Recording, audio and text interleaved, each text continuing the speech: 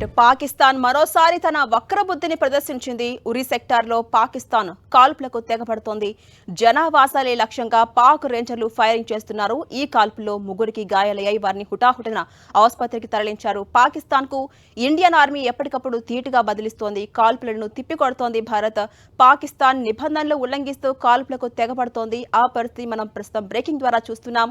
ఎప్పటికప్పుడు పాకిస్తాన్ జరిపేటటువంటి ఆ దాడులకు ప్రతి దాడిగా భారత్ కూడా అప్రమత్తమవుతోంది, తిప్పికొడుతూ వస్తోంది. ఉరి సెక్టార్లో చూస్తే కనుక పాకిస్తాన్ సామాన్య జనాలే లక్ష్యంగా కాల్పులకు తెగబడుతోంది. జనావాసాలే లక్ష్యంగా పాక్ జరిపినటువంటి రేంజర్లు ఆ ఫైరింగ్లో ఇప్పటికే మనం చూడొచ్చు. ముగ్గురికి గాయాలయ్యాయి. వారిని హుటాహుటిన ఆసుపత్రికి తీసుకెళ్లారు. అటు పాకిస్తాన్కు ఎప్పటికప్పుడు ఇండియన్ ఆర్మీ కూడా ధీటుగా బదిలిస్తోంది.